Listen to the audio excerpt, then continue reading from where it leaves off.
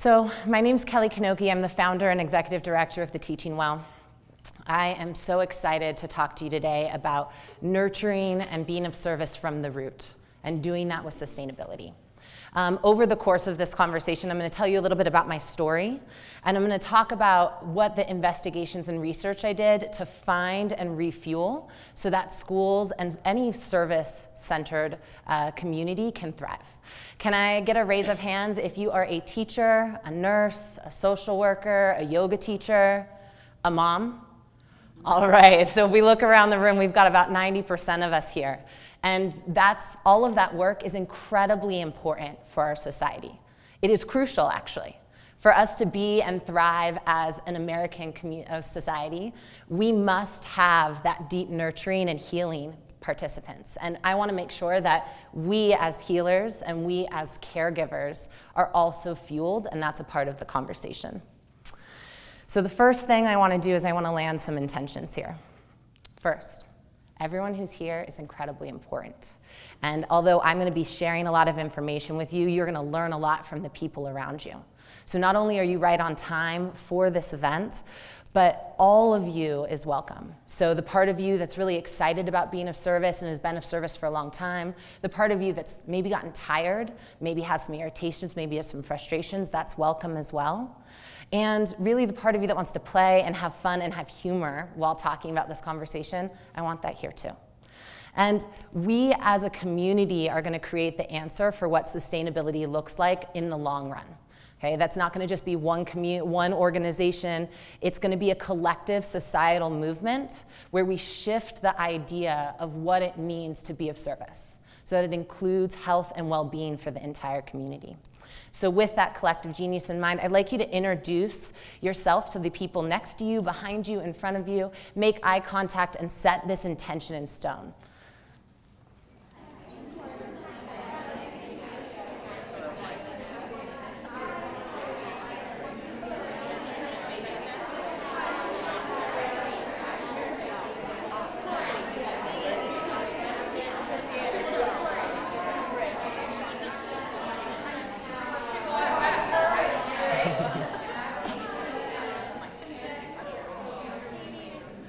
Amazing.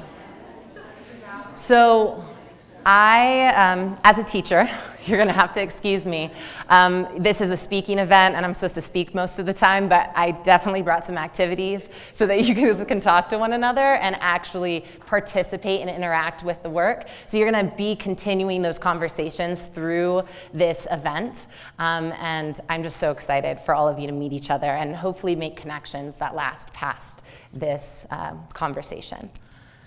So the Teaching Well is an organization that's committed to creating thriving school ecosystems, starting with adult well-being and healthy communication. We believe that schools and students thrive when teachers embody health, happiness, and well-being, and then emanate that to their students and show their students that they can be healthy, well, and still achieving academically. We do this, we talk about this through this is our theory of action, and I know you can't see this far from the back, but really at the top, you can imagine this like an iceberg. Halfway through is the water. We all believe in creating thriving school communities. We're all trying to change the school system so that it serves every student in our nation. And most of professional development as a teacher that I've experienced comes directly underneath that to be like, what pedagogy, what integrated curriculum, what new tool can you use to be more effective with student learning? And we think that's important. We think that a majority of professional development should be there. However, in order for a school to be successful, we believe there's a lot going on underneath the surface to make that clear. So we want to imagine some water here.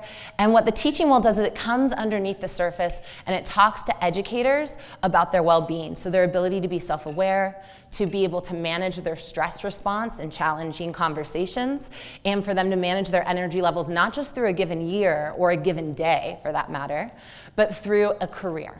Because you as a career teacher is integral for the long-term sustainability of our education system. Your brilliance needs to stay.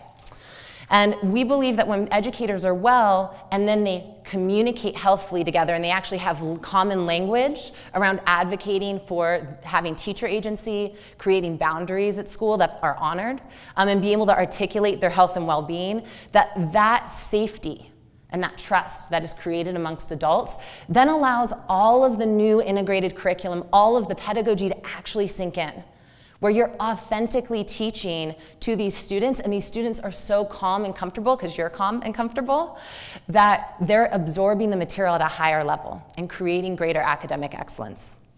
So how did I get here? How did I all of a sudden create an organization about teacher sustainability, which is just a very new topic? This little cherub, or both of those, is Artemis and me at the age of 21. From the beginning of college, really, I knew I wanted to be a teacher. That was also cemented in stone for me when I tutored the Cal football team and noticed a dramatic difference in ability and preparation for college based on zip code. And I knew that I wanted to, I was a hard worker, I knew I was interested, I knew I was committed. And so I took on the opportunity of becoming a teacher to an unbelievably wonderful group of kids at a very young age with a lot of responsibility. And over the course of those 3 years, I learned not only what the complexity of teaching was, which is an amazing endeavor, but I also faced new challenges, seeing my identity as a white woman with privilege coming into a community that I didn't know. Also the ability of not only dealing with kids on an academic level, but really learning the skills to support their social emotional growth. And also just really sitting with working 12-hour days on a regular basis for 3 years. And I started to realize at the end of my 3rd year, I had created accomplishments. I created this tutoring program with the Cal field hockey team. I fundraised all this money for my kids to go on a standards-based field trip. My academic scores as a 6th grade team were the highest in the district. And at the end of that year, I couldn't feel a thing. It didn't feel like success. I just felt the gap, the need for my students and how that wasn't being met. And really almost unbeknownst to me, like blindly, I had also gained 30 pounds, and I had started this cycle of when I did have time off, going out, partying with my teacher friends, and then cooking some baked goods the next morning, to settle back in. And I was using these coping skills that I hadn't used before, but they felt like that was the only thing I could do so that I could give everything to my kids. And after 3 years of that, I came to a full stop. I left that year and I was like, I wanted to be of service. I wanted to be a teacher. This was my calling. This was my why. And yet somehow my body is telling me that this isn't it. And my emotions are telling me that I'm not getting the joy and satisfaction that I know is not only possible in service, but what I desired. And so I left that June, and for that whole summer I went to a 200-hour teacher training.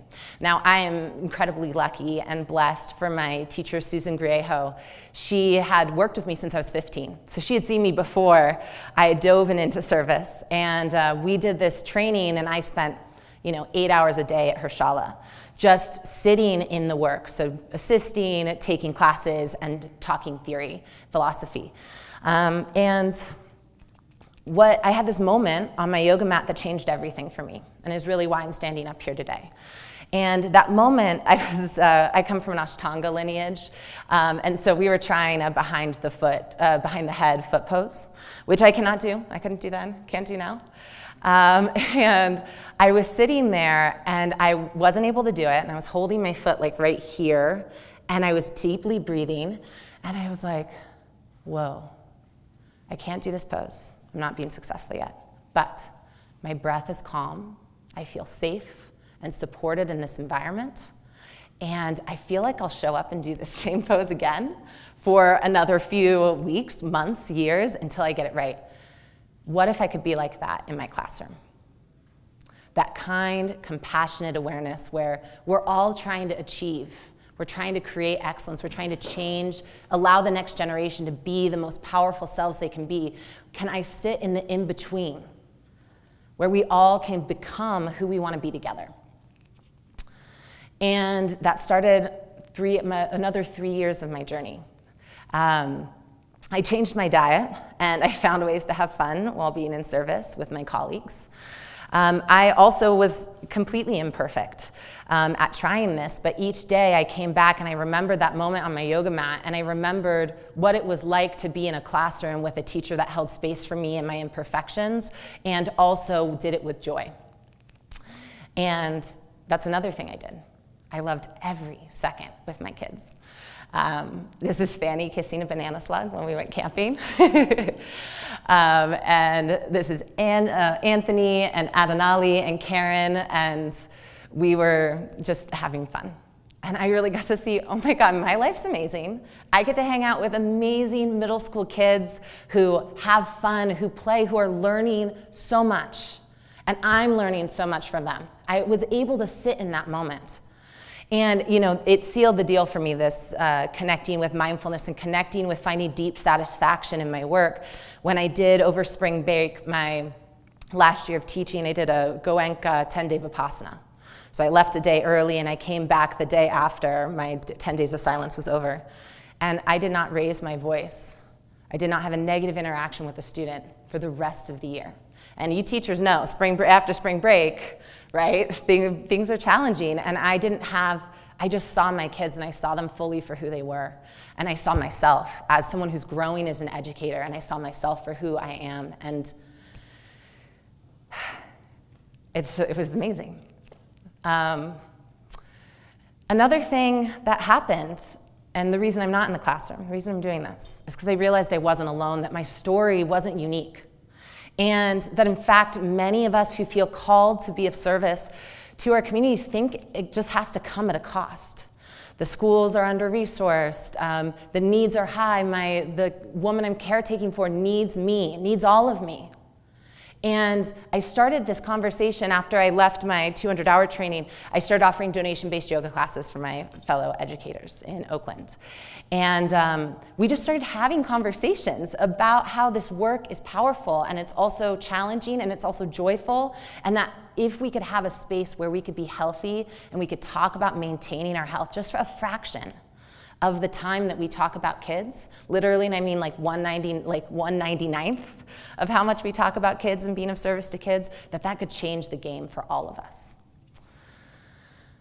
And ultimately, through collective community conversation, maybe we have the opportunity to change the narrative of what it meant to be of service. Maybe this idea that we have to be of service at a cost to ourselves, or that we can't be fully financed or fully supported in this, that maybe that's just a story that as a group and as a collective, we could change together. But first, it starts with us. I would love, before I go further, I'd love to just have you share with someone near you about something about that story that you connect personally with, or maybe what your new idea is. What's the narrative for you about being in service, whether that's to your children, to your students, or to the people that you care for. Share with someone next to you.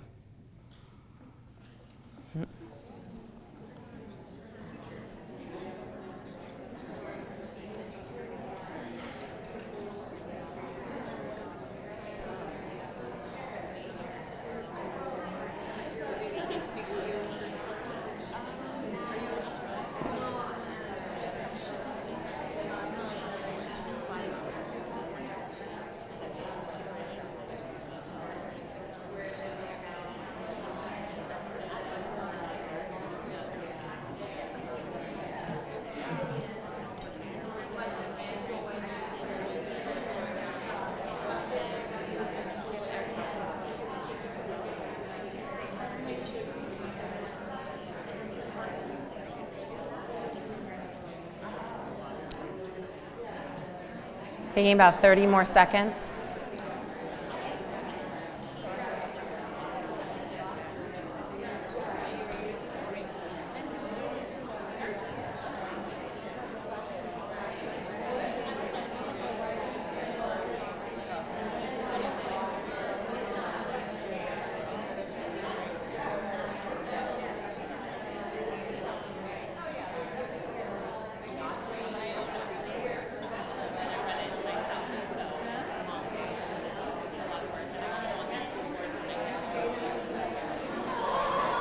when you're ready, coming back to the front. You can match my hands if you want. You know I'm a teacher.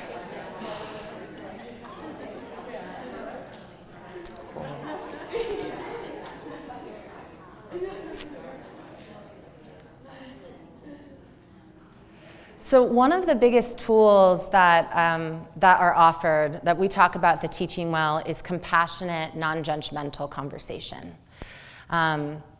And you know, people in service, they sometimes are like, well, I don't want to do any venting sessions. Like, those feel toxic, okay? And I think those are true, and we're going to talk about the human function curve in a moment, but having the ability to just share authentically from where you want to go as a community and what you believe service is about is deeply, deeply energizing. So having dialogues like the one that we just had now with your fellow colleagues when you go back, or with fellow moms when you see them, and being able to share what the challenges are, but share them from a place of emotional neutrality and just holding space for what is actually critical to the healing process of us changing our own narrative around what is required to be of service. So starting this organization, I did a lot of research. Like, well, I have this weird story about, like, I have to give everything in order for me to be an effective educator.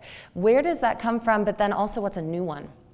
And where I went to was first, everyone was talking about sustainability, and I was like, what is that? So I went to the definition. And the sustainability comes from the Latin root sustenere, which means to hold up. So I realized when I'm talking about sustainability and self-care, if I'm coming from a place of sustainability, this is meaning the ability to hold up our youth, the people we care for, our communities, and our philosophy with integrity and consistency. If we break down the different definitions of sustainable, our ability to uphold and defend and heal and teach is an unbelievable requirement that requires our full energy and our full power, which means that we need to be healthy. One of the best analogies I've heard, and I was talking to some school leaders yesterday around this, is that when we think about pregnancy, we all know about prenatal treatment. We all know how important it is for the mom to stay happy and healthy and full of healthy nutrients in order to grow the baby powerfully. That doesn't change when we are holding a container for students. Us being fully resourced and having the full nutrients in our body allows us to hold great space for kids. Similarly, if we're doctors, right? Our ability to be healthy and resilient and powerful when we walk into that room when someone's sick, that is allowing us to see and serve more people who are sick, and to feel when we're doing it that we're getting to do it with joy and satisfaction. The endurance of systems and processes. So this one was like eye-opening for the education system in general. So if I nurture myself and I nurture this vision that when I'm of service, it is required for me to feel healthy and happy in my body, that is going to change how I serve people. That's going to change the environment I create when I walk into a room to be of service. That is going to change how I talk about the future, because I'll be able to not talk of, like, literally Artemis, that first student, in my first year asked me if I was coming back. She gave me this pillow and wrote best teacher ever, and she had sewed it herself. Sorry. And she asked me if I was coming back, and I realized I had never asked a teacher that growing up in an upper middle class environment. But in an urban education system where I went in Oakland, 70% of teachers leave in 5 years.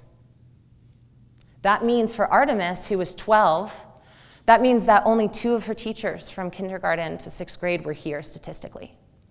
So when she asked me that, that was from a serious consideration of having people feel like she got left behind, right? So our ability to talk about the future, me be like, yeah, I'm gonna be there. Yeah, I'll see you when you're in 12th grade. Or I have the capacity to be your mom and be an amazing, healthy, thriving mother for 2 decades, 3 decades, 4 decades, right? How we handle conflict with our students or with our colleagues is going to be different if we know we're coming from a place of endurance and sustainability, and we're all coming from our health. And for people that are bosses, for principals, or for people that run teams of service providers, how you hire and how you talk about sustainability from the beginning and their health and well-being will automatically be changed if you yourself know how important it is for you to stay happy and healthy and thriving.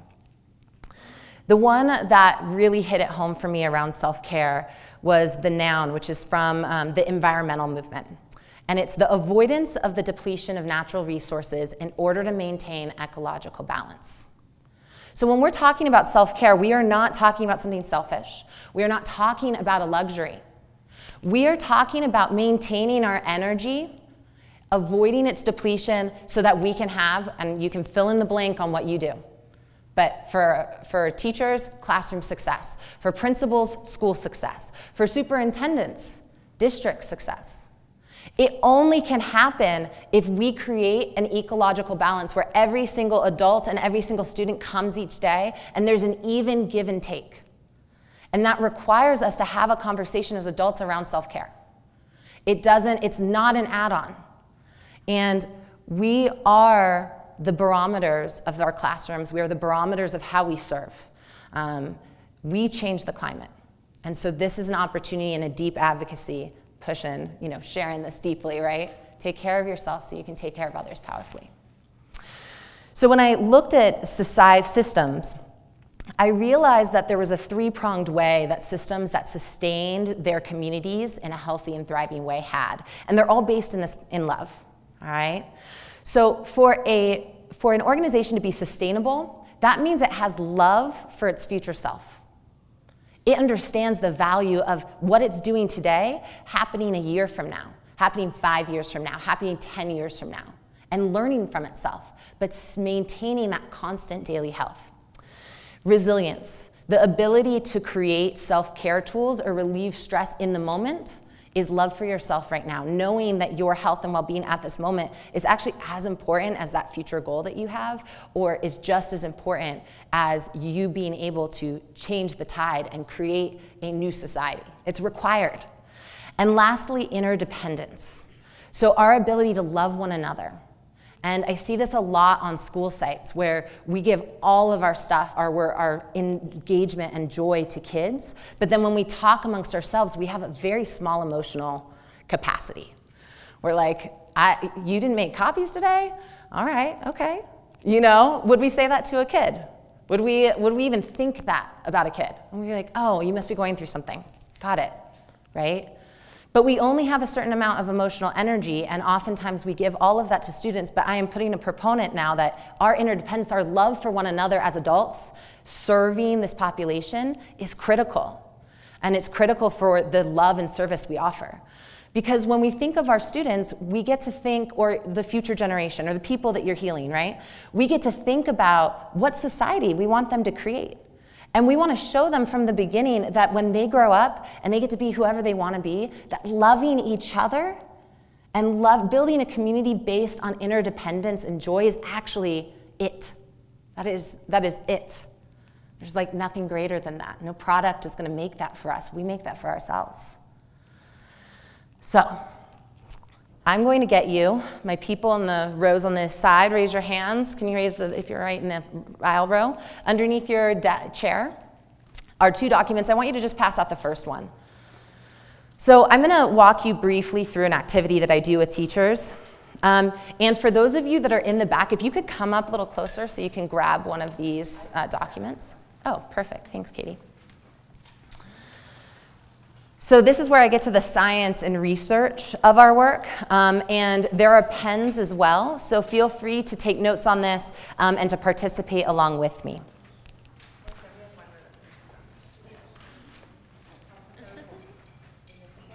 We've got some extras up here. Okay, perfect. Yeah? Okay. All right, so when I take people through a sustainable leadership plan, the first thing that I have them talk about is how much sleep do they need to be happy and healthy and thriving, and that they write that number down in the upper left-hand corner. Not what you think that you can take on during a school year, what you think you need. 95% of us, just in case you're wondering, need 7 to 8 hours. If we were put in a room with absolutely no sunlight and we're told to sleep whenever we wanted, 95% of, like literally tens of thousands of people, sleep between 7 to 8 hours. 2.5% sleep less than 7, and 2.5 of us sleep a little bit more. Most likely you fall within that range. And you keeping your sleep on board is really one of the biggest self-care tools I can give you, and I'm sure you know that, but Sleeping a lot builds better curriculum and builds a better you. Secondly, water. Knowing how much water you're drinking through the course of the day is really critical. Having a water bottle with you while you're on the job, making sure you drink, and making sure that you maybe work with a buddy to get bathroom breaks. I don't know what it's like in other professions, but in schools, we might have like 2 times to go to the bathroom if we don't actually create systems for ourselves. And we should not be stopping our water intake so that we can fit into the system. That's actually not good for our bodies in the long term. And lastly, I'd like you to write down 2 people that can personally support you on this self-care process. You need a professional person, someone at your school or at your workplace, to remind you of these things, and personally as well. So take the time and write that down.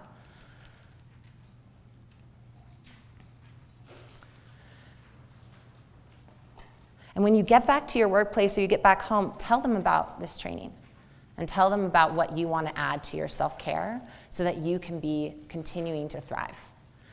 Because when we do this in community, it's so much easier.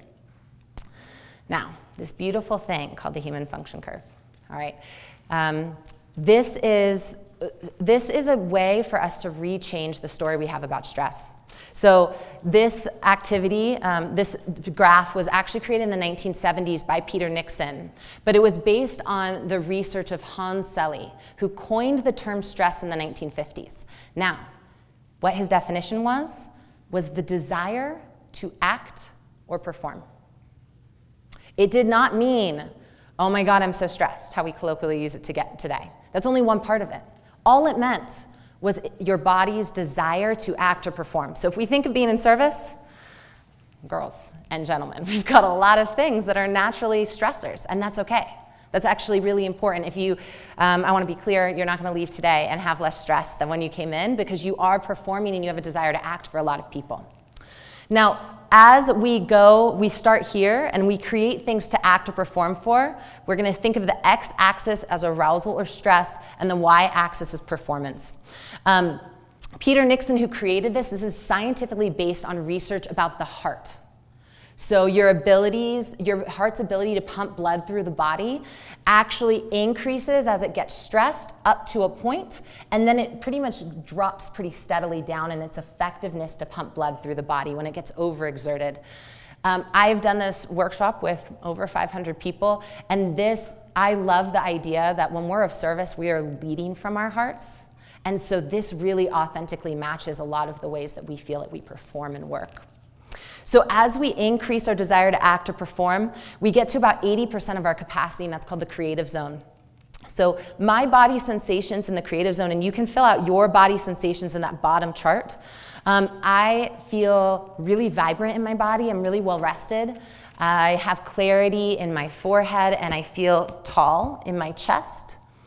And the thoughts I'm having is I've got plan A, B, C, and G for each of the students that need differentiated plans. If one of my colleagues isn't able to follow through on time, I really have a lot of compassion and I'm able to take on that extra thing. I'm also really innovative with my curriculum. So I'm thinking of things in a new and different way because I have that extra capacity. And I'm acting from a space of calm satisfaction. As I take all these creative things and I want to perform for them and I have a desire to act, I get to what's called the apex. That's the peak of my performance. What that feels like in my body is I get super excited. I don't really feel my feet anymore. I feel really warm and flushed in my face and chest. I'm like, wow, I'm up to a lot. This is impressive. Can I do this? But I'm still doing it really well, so I don't really want to change anything, because I'm like performing at the best of my peak. But it feels there's a question mark at the end of my thoughts of my capacity to work at this pace. Now, we all are on this chart all the time, okay? We will never leave the chart, and the chart transcends time, so we can think of this on a daily basis, or we can think about this over the course of a year. But we all think, we're going to keep performing up here. Just take on more things, more things to support and perform for, new ideas, new solutions. And as we do that, we decrease in performance. We think we're here, but we actually decrease. Our body starts giving us signals that this is actually coming at a cost. So for me, I get soreness in my wrist and back. I get a little bit irritable. Things that didn't bother me like 2 days ago now are like feel weird. But I'm still performing at my peak. If I don't listen, like many of us have served, especially in our first couple years, we think we just need to keep taking on more. We start going into burnout or panic. Now, here are a couple things to invest. Us knowing our symptoms here and relieving stress allows us to stay in peak performance all year, all day, around. Okay, so our ability to identify what our body's telling us and relieve stress is crucial. Second, if I wait till I'm feeling anxiety or I'm feeling overwhelmed, one, I'm not performing as effectively for the people I'm serving. Because part of my brain is like trying to solve the emotional discomfort or the pain that I'm in. I'm also way further away from coming back to peak performance. So the self-care that I need to do when I get over here is dramatically more and takes more time away from kids or people we're serving than if I'd use self-care up here, okay? Even though I don't think I fully need it this time. And our goal as service providers is to be the most effective performers possible. And so this gives us the opportunity to do that in this conversation.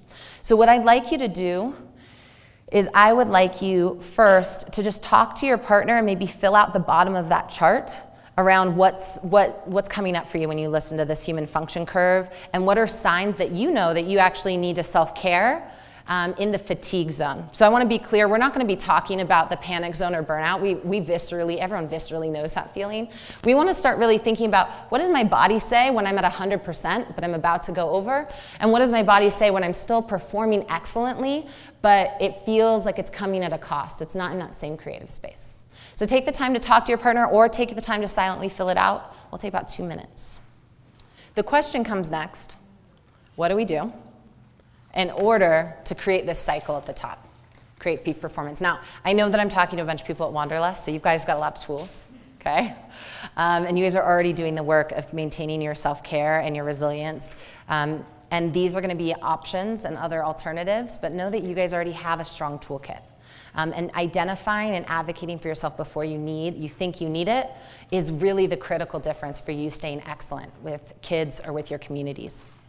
So the last sheet that I have that you can pass out again is what I'm calling the sustainable leadership chart.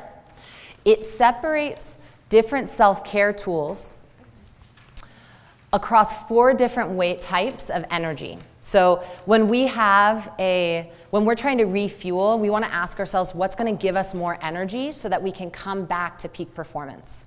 And the 4 ways that we collect energy, or 4 ways I like categorizing them anyways, right, is stuff for the mind. So how do I organize and get more efficient to, self-soothe and get that energy back? So that's this left column. The next one's physical. So Wanderlust people, we're definitely in the right place if you like physical energy support. That's your 5 senses. Your emotions are positive affirmations, things that are going to fuel you to create more positivity, more satisfaction, and more love in your life. And then lastly, it says core values. Because I use this in like non-denominational places or less spiritual places, I call it core values, meaning the time to get silent and find your reasons why. But in a Wanderlust setting, spiritual would be definitely a replacer word here, okay? And we need a balance of all 4 of these types of energy in order to maintain common self-care and stay at that peak performance level. And I also split it up from in-the-moment activities, from daily to annually. If you want to know more, I'll be in the back. We can talk a little bit more about these different tools if one of them doesn't make sense. And then I also have in the back a body scan worksheet that helps you identify what you're feeling in the moment, or is a great thing to make copies of and give to your colleagues to help them start becoming more body aware of what are the indicators that they're actually feeling an emotion before the reaction out in externally. Just so you're clear about what we do, We come onto school sites and we support them in increasing teacher retention and having conversations like this so they have the language to be successful. At our 4 schools this year, we had a 50% reduction in attrition. That means that 30, and they were all Title I schools, so that means 90% free or reduced lunch. That means 30 more teachers stayed in classrooms coming into this year than in the average on the last 2 years, okay? So, yeah, it's pretty awesome. And it was just these types of conversations that we had here, but that they had amongst themselves that allowed them to stay in the work. Wasn't anything, no special sauce other than the special sauce you're experiencing now. And when we sit together in community and we play with our kids in that way, who wouldn't want to leave the classroom or not be of service because you're doing the work that you love doing and you're doing it with a joy and love that you have. I want to end with my granddaughter vision. Autumn Skye Morrison drew this, and I think this is a conversation about a potential change, but my granddaughter vision is that we are living in a service-centered society where all of our resources are going into how we take care of our young, how we teach them, and how we heal ourselves so we can maintain longevity and joy. And one of the ways, one of the terms that I've been playing with, this is an inquiry, okay, you're getting to see it at the beginning, is this idea of entrepreneurism, right? So entrepreneur is like kind of one of the best things you can be in our society right now, especially in the Bay Area. And I broke down that word. I really like etymology, if you can't tell. And entre means between or amongst, and prendre means to take. And I do not speak French, but I've talked to a lot of French people about this conjugation. And if we break it down to its roots, its raw roots, it means to be in the act of taking between others. Now, I think that our community is ready to give, and I think our service-oriented community really gets to have a term that we just as much feel accomplished by and powerful about. And so maybe we need to create a new word, like an entre-donateur. Entre, between or amongst, donner, to give, and to be in the act of giving between others. And hopefully in my granddaughter's life, that we will be, this word and this way of being is going to be just as applauded and just as deep of an accomplishment as it is to be an entrepreneur today.